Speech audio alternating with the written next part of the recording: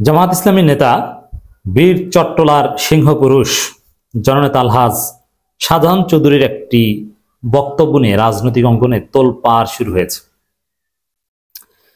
তিনি কি বলেছেন আর কি ঘটছে তার বক্তব্যের অপব্যাখ্যা করা হচ্ছে। তিনি যে বক্তব্য দিয়েছেন তার বক্তব্যের সিংহভাগের সাথে আমি একমত, এবং তিনি যে বোঝাতে চেয়েছেন যেটা বোঝাতে পারেনি আমি এটা ব্যাখ্যা করব। কিন্তু তার বক্তব্য নিয়ে বিএনপি, ভারত এরা রাজনীতি করবে, আওয়ামী লীগ রাজনীতি করবে, কারণ তার বক্তব্যটা ভারতের বিরুদ্ধে এবং আওয়ামী লীগের বিরুদ্ধে। আর বিএনপি যখন এখন ভারতপন্থী, অতএব তাদের গায়ে লাগবে। তবে তার বক্তব্যের কিছু উপাদান আছে, তারও ব্যাখ্যা আছে, কিন্তু ওইভাবে বলাটা ঠিক হয়নি। আমি সেটাও আলোচনা করব। তার আগে ভূমিকায় বলিনি, এটা আমার টেক পার্সোনালি। জামাত ইসলামী যারা করেন, জামাত ইসলামীর যারা নেতা, তারা ওভারঅল সৎ, যোগ্য, ভদ্র। যোগ্যতার তারতম্য আছে, কিন্তু তাদের খুলুসিয়াত, ডেডিকেশন সীমাহীন। এটা রাজনীতিতে অন্য কারো ক্ষেত্রে তুলনাযোগ্যই নয়। কিন্তু যারা আছেন তাদের মধ্যেও তো ক্যাটাগরি আছে। তো আমার পছন্দের জামাত নেতাদের মধ্যে শাহজাহান চৌধুরী শীর্ষ। আমার কাছে কেমন জানি মনে হয় যে শাহজাহান চৌধুরীর যে কথা বলার ধরন, তার শরীরের মধ্যে যে ভাব, সাবেক মন্ত্রী আলী হাসান মুজাহিদের মতো একটা ভাব আছে তার মধ্যে। তার চেহারার মধ্যে মাওলানা মতিউর রহমান নিজামের মতো একটা ভাব আছে। তার কথার মধ্যে একটা আভিজাত্য আছে, তার চেহারার মধ্যে একটা আভিজাত্য আছে, এলিট ভাব আছে। আমি যদি সুযোগ পেতাম যে জামাতের পরবর্তী সেক্রেটারি জেনারেল কে হবে, আমি শাহজাহান চৌধুরীকে বানাতাম। আল্লাহ তাকে হায়াত দারাজ করুক। এই শাহজাহান চৌধুরী পাওয়ার পলিটিক্স করেন। জামাতও কিন্তু তাকে এখন শাস্তি দিয়ে গুরুত্বহীন করে রেখেছে। এটা আবার জামাতের অনেকে জানেন না। তিনি চট্টগ্রাম মহানগরী আমির ছিলেন, কিন্তু তাকে শাস্তি হিসেবে ওখান থেকে সরিয়ে নিয়েছেন। তো জামাতের কিছু আবার গুজব আছে না, তারা বলতো যে তাকে অ্যাসিস্ট্যান্ট সেক্রেটারি বানানো হবে। আসলে কিছু না, ওটা তাকে শাস্তি দেওয়া হয়েছে। জাস্ট জামাতের একজন রোকন বা ছোটখাটো কিছু দায়িত্ব থাকতে পারে, আর একজন এমপি ক্যান্ডিডেট। গুরুত্বপূর্ণ জামাত নেতা শাহজাহান চৌধুরী না।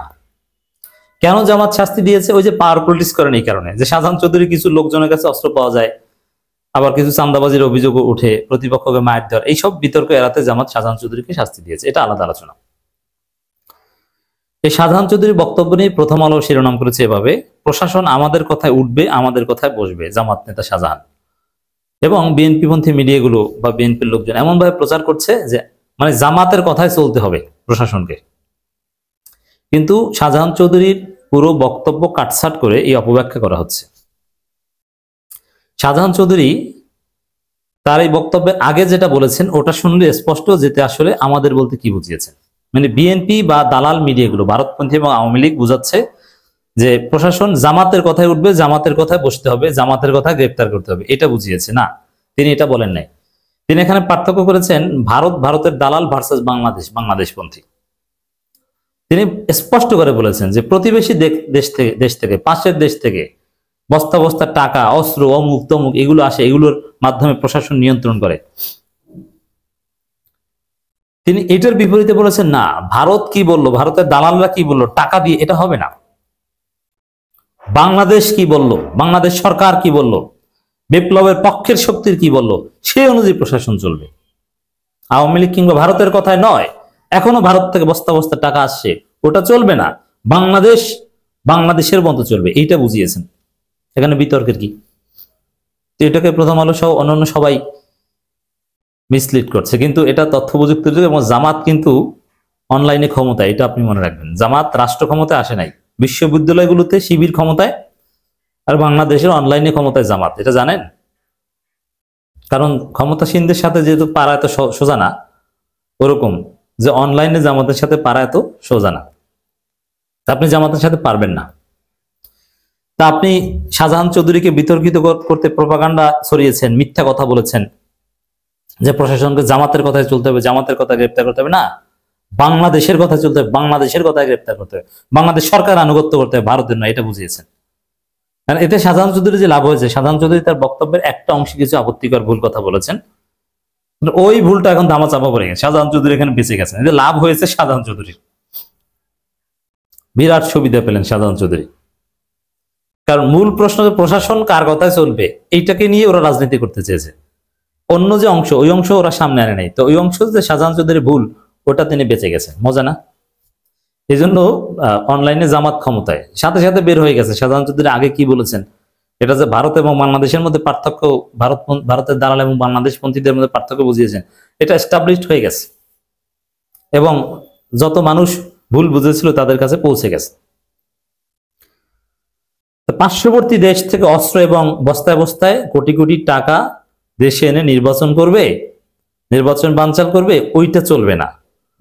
বাংলাদেশের কথায়, নির্বাচন কমিশনের কথায় ব্যাখ্যা সাধারণ চৌধুরী বক্তব্য, নির্বাচন কমিশনের কথায় চলবে প্রশাসন, পার্শ্ববর্তী দেশের অস্ত্র টাকার কাছে বিক্রি হবে না।